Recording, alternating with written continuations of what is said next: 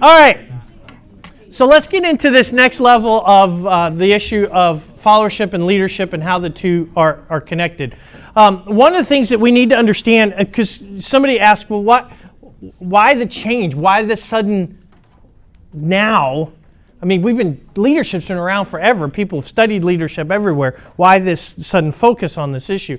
We got to understand that one of the major shifts that have happened even as a culture is globalization, this idea of globalization. I mean, it used to be that a worker in a factory kind of went and did their job and really did not know what was going on in the world around them very much. I mean, news slowly filtered in and the ability to make connections and so on. How an organization ran was very hierarchical and so on. So globalization really changed the landscape for how people work together. Now you've got this idea of shared governance and responsibilities are distributed out of into the organization because people need to make decisions fast now. It's not like, hey, let's bring this up to the vice president and then the president of the company, and the president of the company talks to the other company chiefs, and they all come together and they make a decision. Now, when you get hired by a company, sometimes you're making decisions on the floor.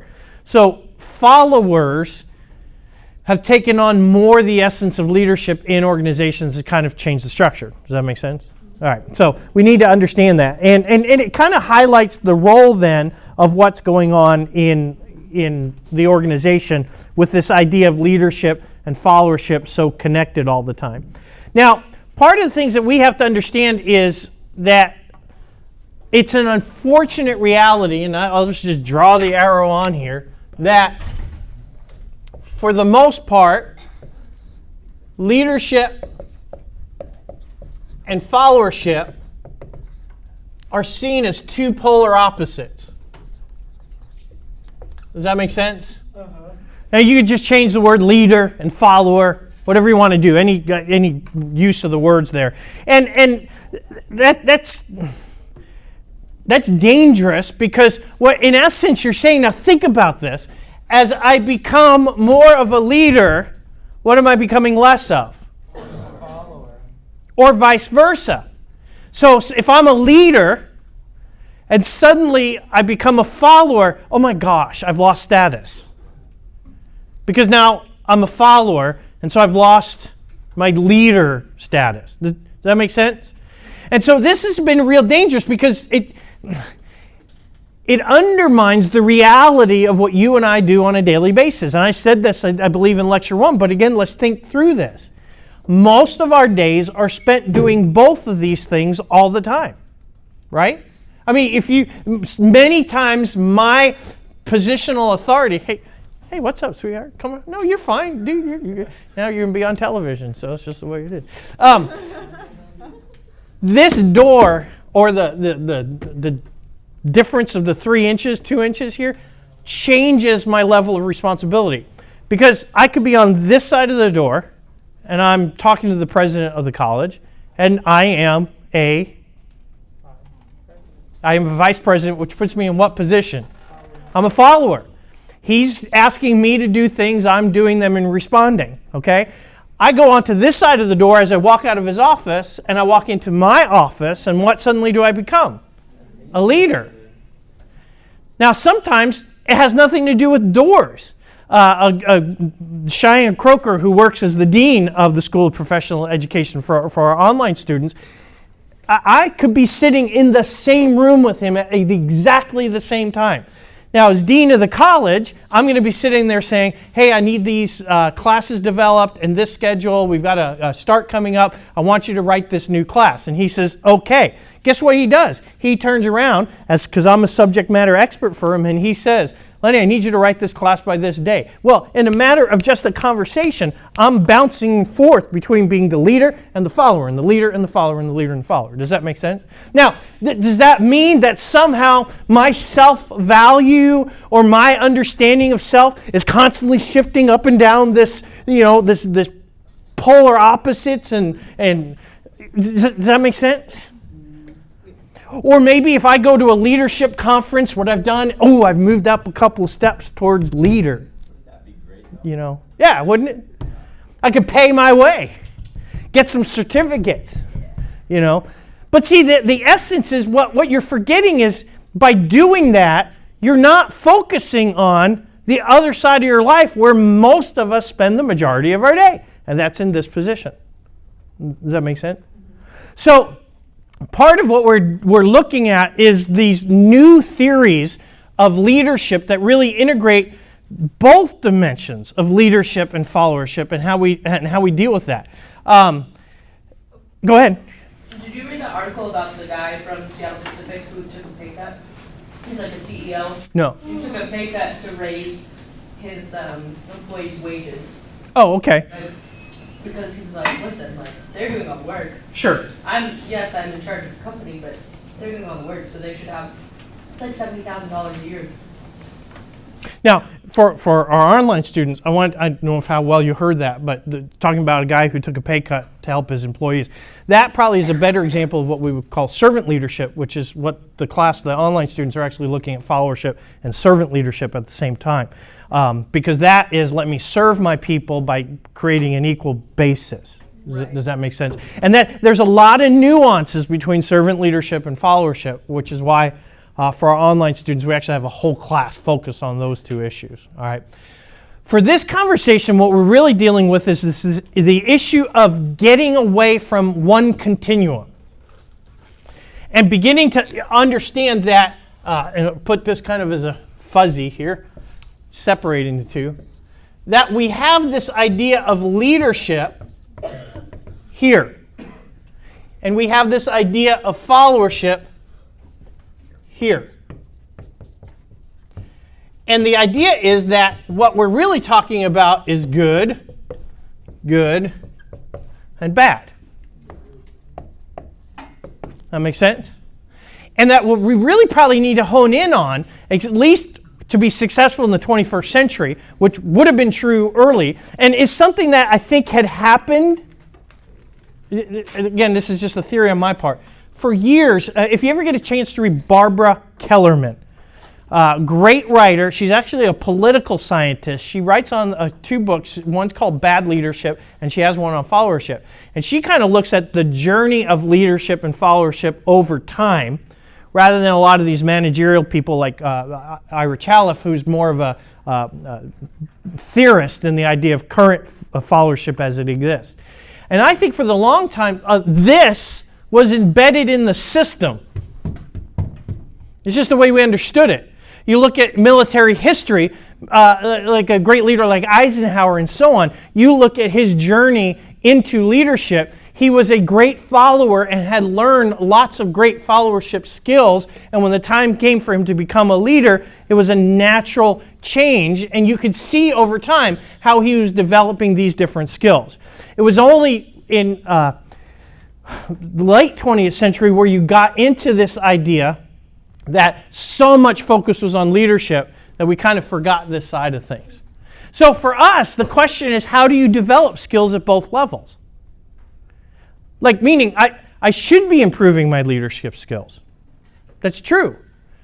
But really, it's a question of I need to be improving my followership skills, and both are important. Because in one sense, if I'm doing a great job as a leader, let me go back to this door issue.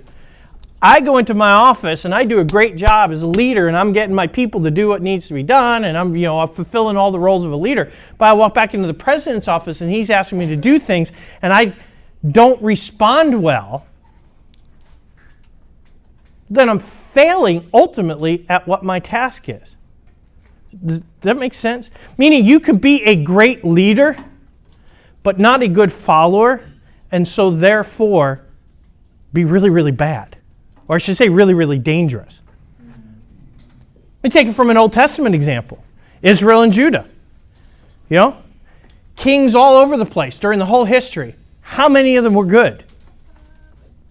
Yeah, I think it's 3 actually is the number. There might be a 4th one added in there. That's it. All these kings, 19 and I think 21, that all these kings out there ruling the land, they were all good leaders in the sense they led. Right, and because they didn't follow correctly or they didn't know how to submit to a will that was good, they actually led their people into destruction. Does that make sense? So it's a question of leadership and it's a question of followership. Now, another whole context to this is, well, let's see if we can just come up with examples. What would the differences be? I'm getting into kind of what's called trait theory kind of stuff here, but are there distinct set of traits for leaders and a distinct set of traits for followers? Let's talk about this. See if we can identify a few. All right? Good leaders are really good at communication. Like they're very direct with what they want. So good leaders, that would be something you would want. Now, is that not something you want in a follower? I'm going to put that in a parking lot because this kind of goes in a direction I want to talk about. So I'm going to put communication over here for just a minute. I like that. Parking. Okay. Parking space. What else? Being charismatic. Charismatic. You would want maybe your leaders to be okay. Passionate about what the vision or goal is. Now, can I connect that maybe, Austin, with what you're talking about? Passionate communication would be something we would want. Oh, you. Yes. I can't do it. All right. No, it's just because it's Josh. Wow. Thanks. Okay, what else? No problem. Something we expect our just leaders to do. Efficient. See. We don't want that in followers? Oh, well, we want that in followers. Never mind. Oh, crap. Visionary. Okay, who said that? Okay, visionary. I knew it was a monger, but I just couldn't tell which. So, Undecisive. you want them to be undecisive? No, decisive. Oh, decisive. Okay, decisiveness. Okay, just for sake of time, what about distinct things you want servants to be?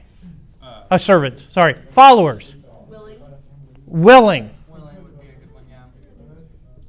Submissive. You want your followers to be submissive. No. Adaptable, relatable. You don't want your leaders to be adaptable? Okay. We only spent like 3-4 minutes. We could go on with this. This is a serious issue that some people have been taking years to wrestle with. And that is the issue of when we say, it's easy to say followers and leaders and a continuum. But then we get into this trait issue, we've got problems. Now, Cowses and Posner, I don't know if any of you have had a chance to read their book. It's a great book. We've used it in this class before, actually. It's called The Leadership Challenge. And I'm going to pull some research out of this because it's important. What they went out and did is actually ask people specifically about leaders. What are the core competency, the core traits, the core actions that you expect your leaders to do? Now, what's interesting is the top two, other than lead, that's the expected. The first one is we expect our leaders to be honest, and we expect them to be competent.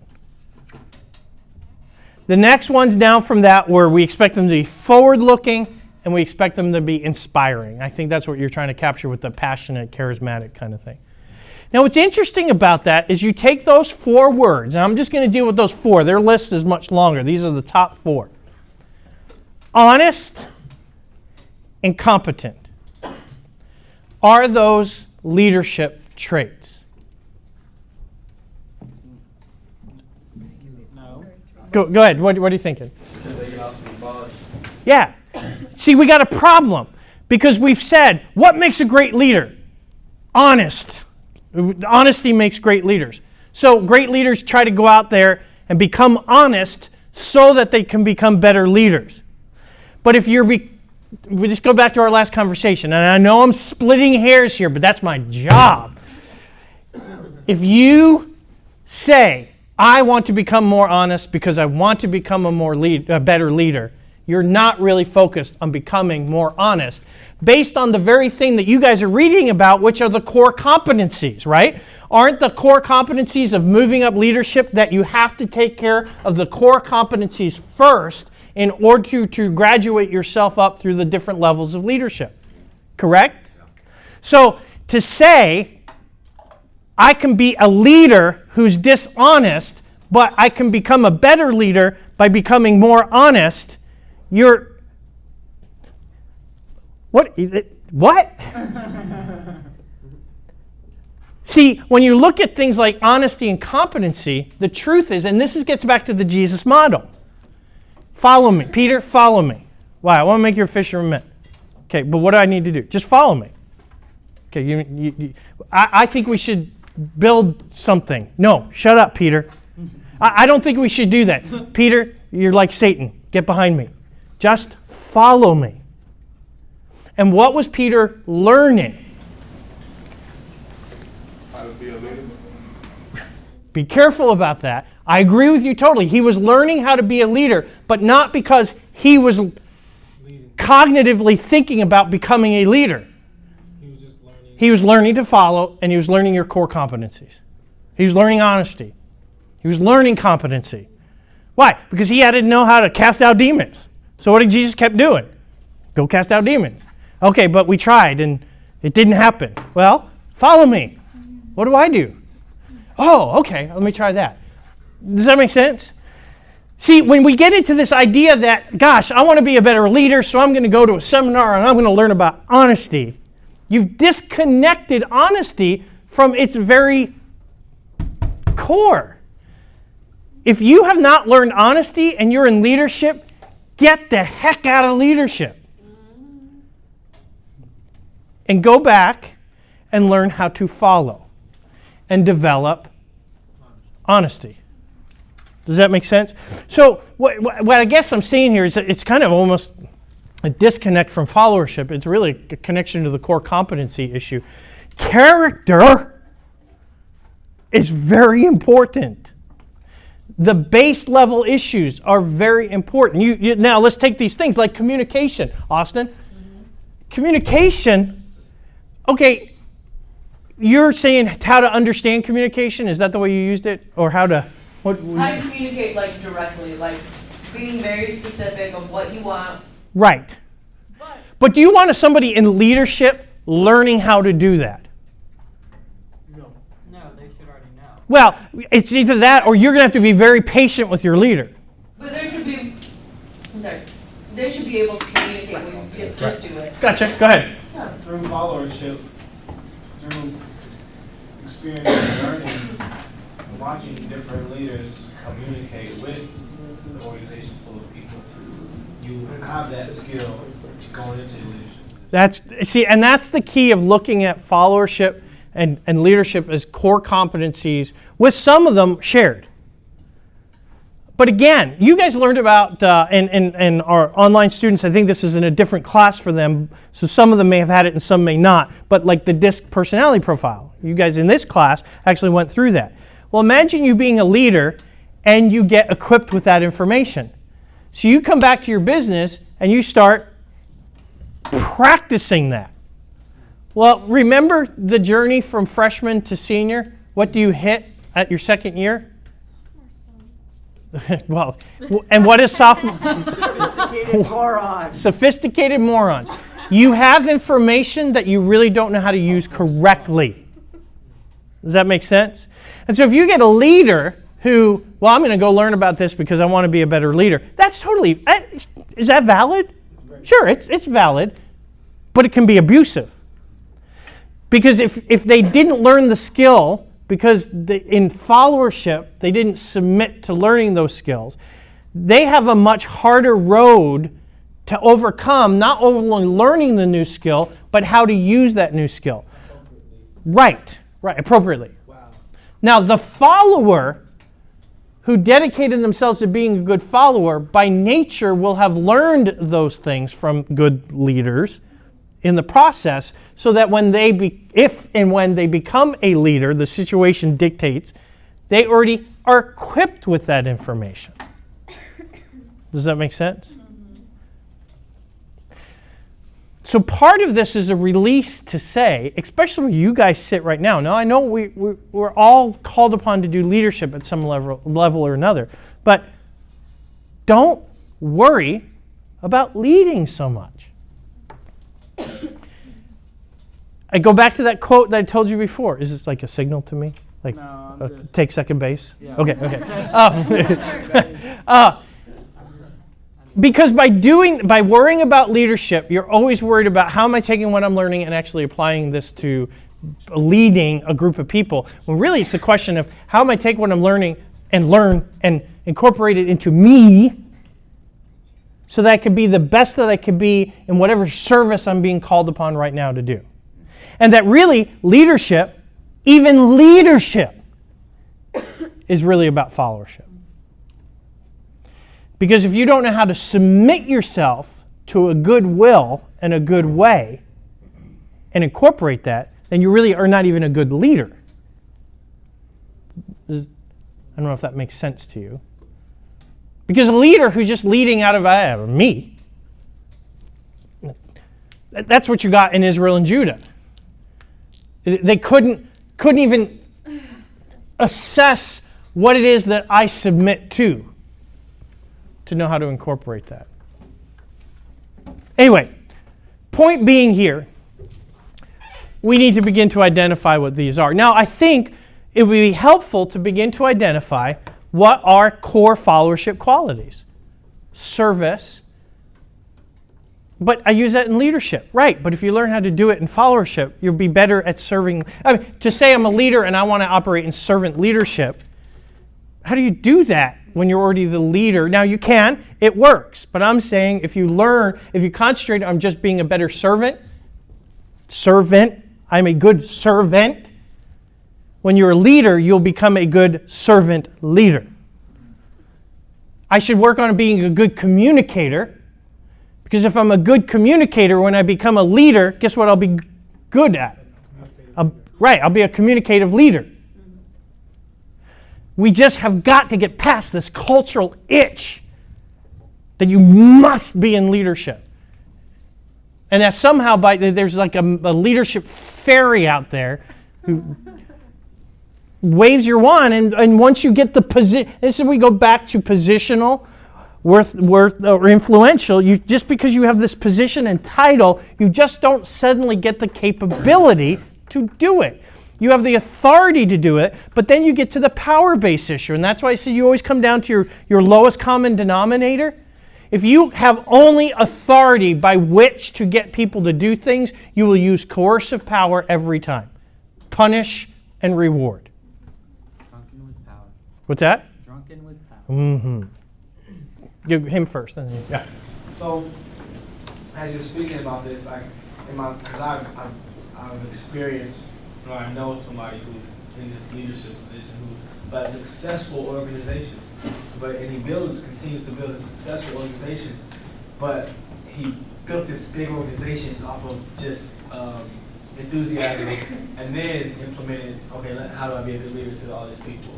And you can tell, and I can see why the rest of his part of the organization is successful, but the rest of his organization is fall apart here and there, sometimes leaders, sometimes not.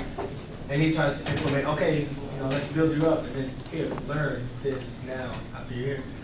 And I see like this detrimental, like never-ending circle of I'm going to build something up really big, but it's never going to be self-sufficient because Sure. I have to continue to pick and choose and maybe, because I've never grew into these core competencies. That's not the foundation of my organization. Right. So it's crazy actually. Explain it. I'm seeing like a real. Sure. Good. Yeah. I'm kind of confused with why we separate leadership from followership. Like, why is that separation there? Why can't we see it as two things that are intertwined that cannot be separated? Because with one, I don't think there's the other. Oh. Why do we do that? Yeah, let me be careful by putting these on two continuums is not to separate them from each other. Just in this culture, we see that. Oh! But why? Why can't we see that there are two things that are really intertwined that cannot... Because nobody wants to be a follower. That's just society for you. It's I think some of it's in the self-righteousness that we like to say, well, I'm better than that. So we put it on this one continuum and say, well, I'm more of a leader than a follower. Right. Because we denote that a follower is less of a person or less successful than someone who's a leadership. Look, I have asked, I said, hey, I would like to start the Institute of Followership Studies here. If people look at me like, ain't no way. He'll go on one. You need to start an institute of leadership studies and teach followership through that. Why?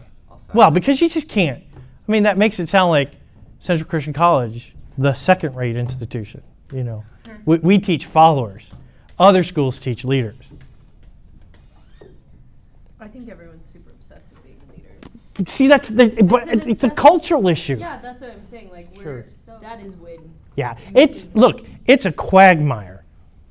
Yeah. What, you don't like that word? No, they're referring to something. Oh, okay, sorry. There's a part of it has to do with followership impotence. Look, let's just take church for an example. You sit in church, pastor's preaching. When you go out the door, what do you say? That was good. The focus is on the work of the leader. It's not what I need to do in response to that. Right. It's assumed, but nobody ever checks it. There's no responsibility play. I mean, why can't the pastor say, I fire you all? I fire you. Well, on what basis? Because you do nothing. But we fire pastors. Right. We hold them accountable for our actions when it's our actions that should be defining the direction of the church. And that's true. Now you take that to business, it's the same thing. You take it to politics, it's the same thing. There is a followership impotence that we have embraced because of consumerism. Right. That's the thing is, like, people have a problem with a politician. Well, you can easily overthrow a politician. If you have that much of a problem with him, then get rid of him. The power is in the followers. That's what I'm saying. Like, no one's willing to step up and do the work. Right. Because we're all like, oh, but you're the leader.